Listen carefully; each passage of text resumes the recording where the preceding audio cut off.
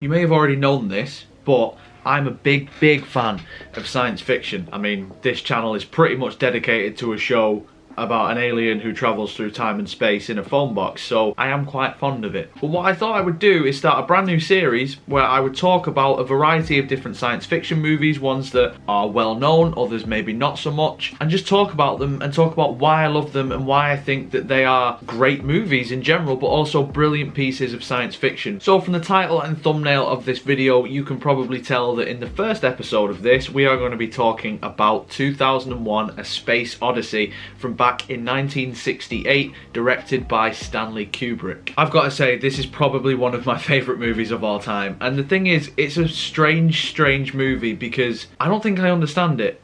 And I don't think many people understand it, if I'm totally honest. I don't even think Stanley Kubrick understood it. But the thing is, a movie like this is just so interesting, both from the story perspective and especially the visuals as well. And I really want to hammer home the visual aspect of this movie. But let's start off with the story. Now, it starts off way back at the dawn of man, and this monolith appears. And when it does, these apes start acting a little bit differently. They start acting a little bit more intelligently. They start creating weapons and attacking each other with them. Now, this part of the film, I must admit, when I first saw it, I was very confused, because I think a lot of people, when they think of Space Odyssey, they will typically think of the open the pod bay doors HAL, and I'm afraid I can't do that, Dave, and just evil robot computer thing. And that's what I thought this film was going to be. So when it starts off with a lot of apes hitting each other, I was a bit just like, have I put in the wrong DVD? But then the film slowly progresses and it goes through human development. And what I think this film is trying to do is show you that this alien influence, this monolith, is affecting humanity and is helping humanity progress to the next stages. Maybe that's exactly it, and I do understand the film, but that seems to me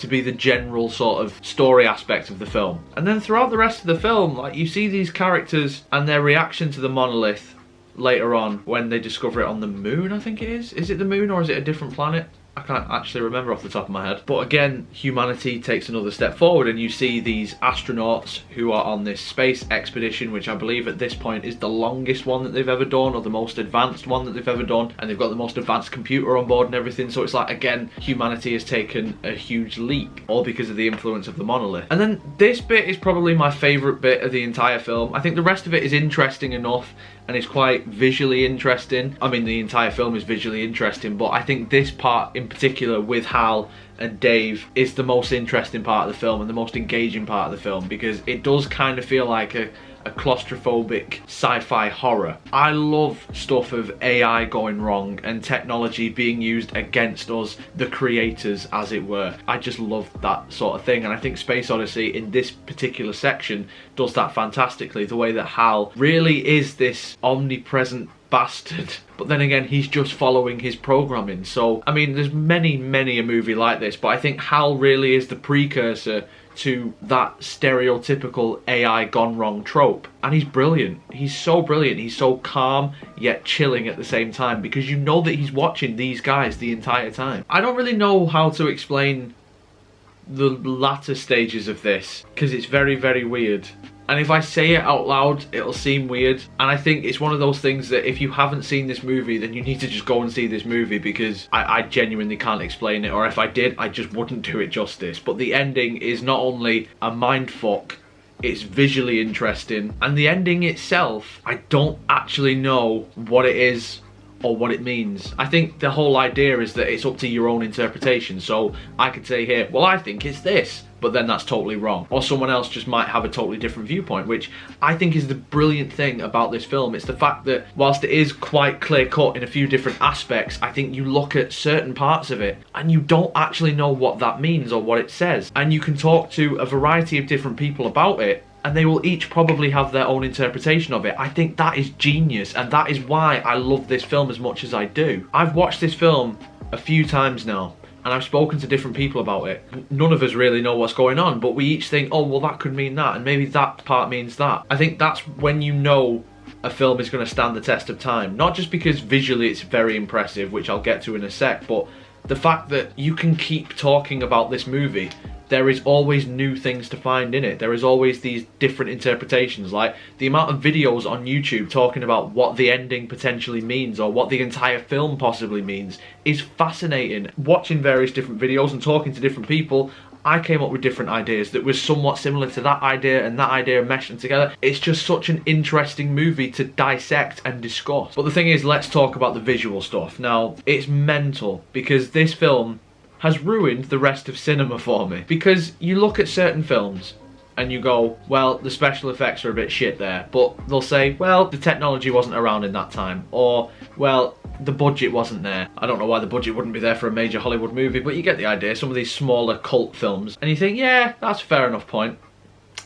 But what about Space Odyssey? See, the thing is, this movie was made in the 1960s, and yet it looks like it could have been made today. In fact, there are movies that came out probably in the last 2 or 3 years that don't look as good as this film. And I don't understand how that's possible. What Stanley Kubrick does with this film, visually, is something that people claim Star Wars did. Now, I'm a big Star Wars fan, and some of the stuff in that film, obviously, the entire Star Wars saga, is visually fantastic, but this came about, what, 9-10 years before? I'm assuming a lot of it is model work, again similar to Star Wars. It's just the interiors as well, it's everything, like the entire thing is beautiful. No wonder people think that Kubrick did the moon landing, because you watch something like this and you think, I'd probably believe it.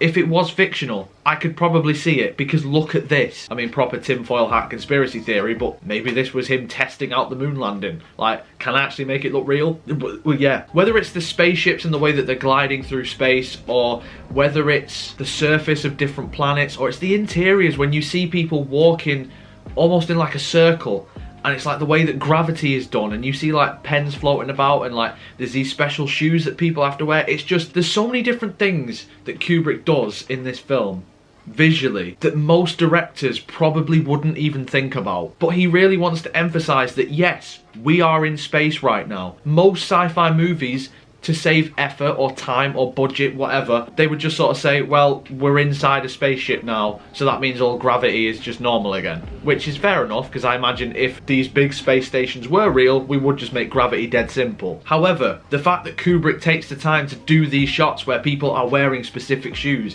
and are walking round in a circle to get to a different level because it's like this weird spherical shaped thing. The fact that you can look out the window and you can see space turning whilst our character is in the foreground, still the right way up, but we can clearly see that we are turning in a circle through space. I mean, it's stuff like that that is so influential on so many different movies. But then again, I'm talking about the visuals, but the sound design aspect of this movie is fantastic as well. Like, there's certain shots where you see characters walking down a corridor in their spacesuits and you hear them breathing, and it makes these scenes a lot more atmospheric, and the tension is just on a knife's edge. I can't think of many other directors who would have done that at that time. And I love the fact that when we're in space, you don't hear sound. You absolutely don't hear sound, which is 100%, I believe, scientifically accurate. And again, a lot of films wouldn't do that. For example, Star Wars, when the Death Star blows up, you hear the bang. If Kubrick did Star Wars, it'd just blow up. And then of course you get the music as well, which is amazing. And I get a lot of people probably don't realise that the pieces of music in this were used in Space Odyssey, because they are classical pieces of music that I feel like I've heard throughout my entire life. And when I finally watched Space Odyssey, I was like, oh shit, that's from this film. I mean, obviously I imagine they came before because they're classical pieces of music. I imagine all the different pop culture references are using Space Odyssey as influence and not just the classical pieces of music. That's incredible. It's a really incredible soundtrack, and it's interesting as well, because when you think of space, you think of, in terms of music, you tend to think of like synthy and dark, bassy, gritty, but you don't really think of classical music, but it absolutely works. This film, I think, is an absolute masterpiece. I think from start to finish, it's interesting. Even if you're not necessarily 100% invested with the story or with the characters or what is going on with the monolith or everything like that, there is something here for you, whether it is the actual visuals themselves of people flying about in space that looks incredible for its time. I say for its time, it just looks incredible. Or if you are interested in the music or the sound design or just anything about it, this movie has literally everything. And for me, it is probably one of my favourite movies of all time. It is one of my favourite cinematic experiences because I immersed myself in this film. If movies were food, this would be a banquet. In the comments below though, guys, let me know what you think of Space Odyssey. Have you seen it? Have you not? If not, go and check it out. But if you have, just let me know what you think about it. Do you agree with me that it's just one of those films that you can keep digesting and it's just incredible on every level? Or do you think it's a load of rubbish? Whatever it is, You tell me down below. If you enjoyed this video, then make sure that you leave a like on it, subscribe for more, because I will be doing more videos talking about various different sci-fi movies. And if you have any suggestions for me of which different sci-fi movies to watch, I mean, I have seen a load of them, but there's others that I haven't seen yet, so if you've got any suggestions of any that I should watch or you want me to talk about, again, let me know in the comments. Social media and Patreon links will be in the description as always, so if you would follow me on any of those things, I'd absolutely love you forever. But until next time guys, you take care of yourselves. Goodbye.